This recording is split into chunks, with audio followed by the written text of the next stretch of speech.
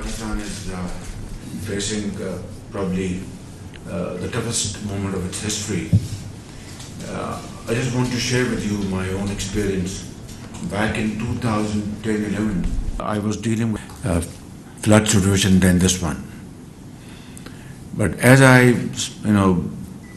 moved on along with my colleagues, I thought it's a very different situation. I went to Sindh and then again to Balochistan. Yesterday I was in KP, and I can say without any fear of contradiction that this flood situation is probably the worst in the history of Pakistan.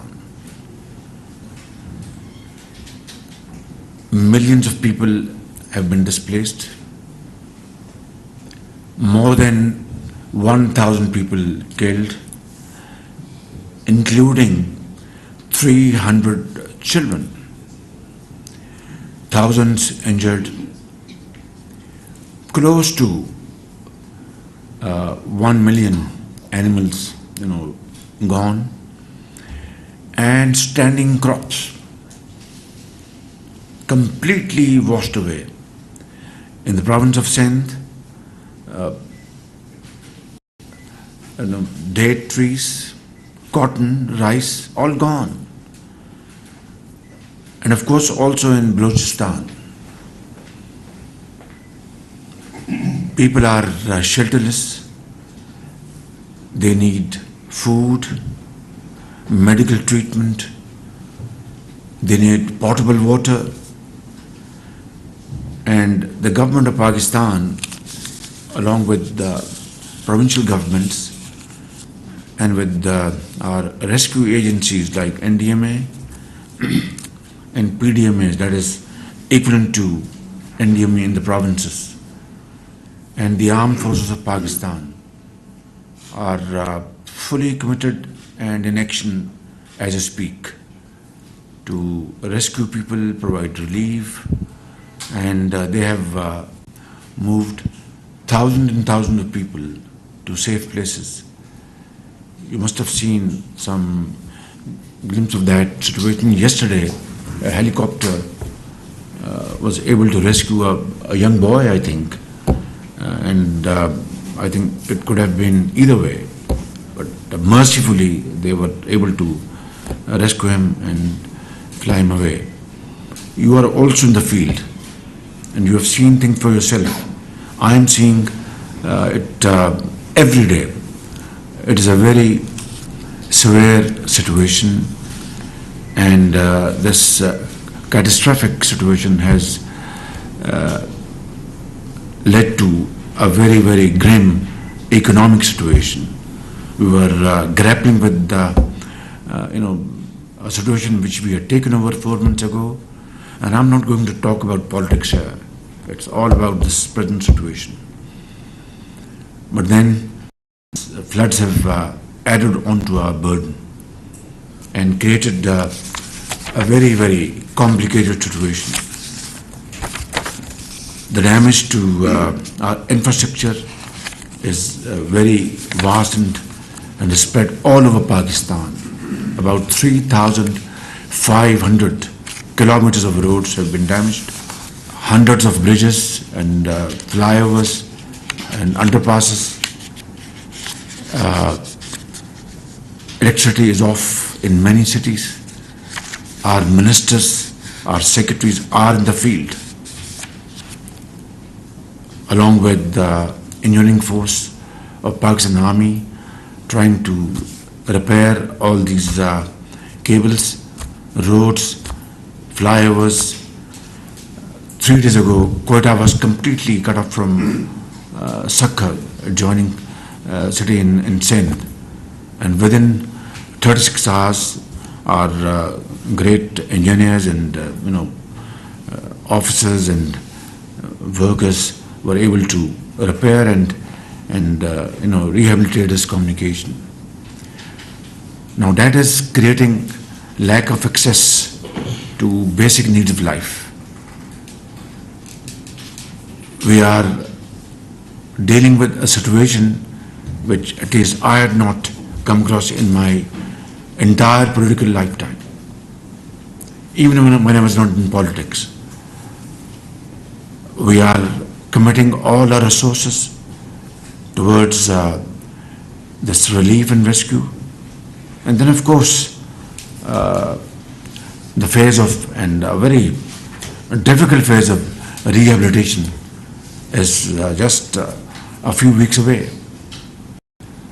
At this point in time, we are trying to provide shelter, tents, mosquito kits, potable water, and medical treatment.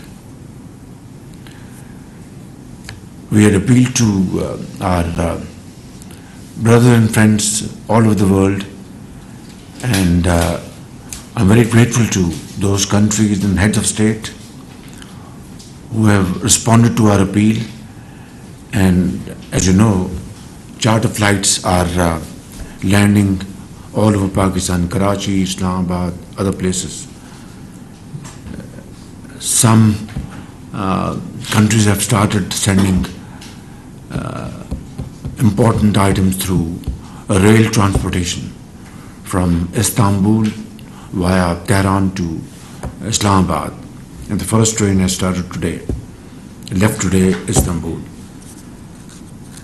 Other countries are providing cash, kind.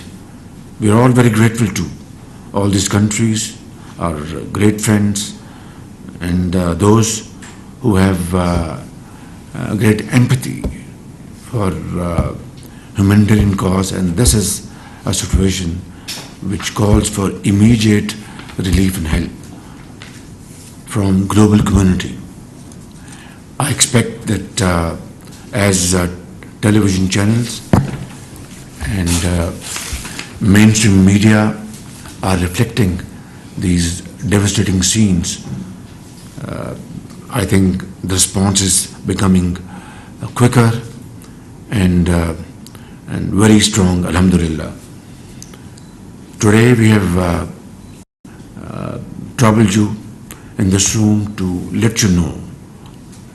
I know you are very well aware of the situation on the ground, but today we'll give you a presentation which will show you what is the situation as of today on the ground in all the 4 provinces.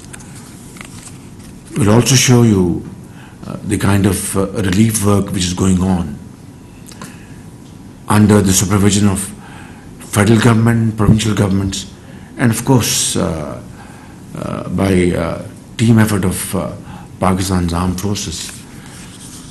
Dozens of helicopters are in action.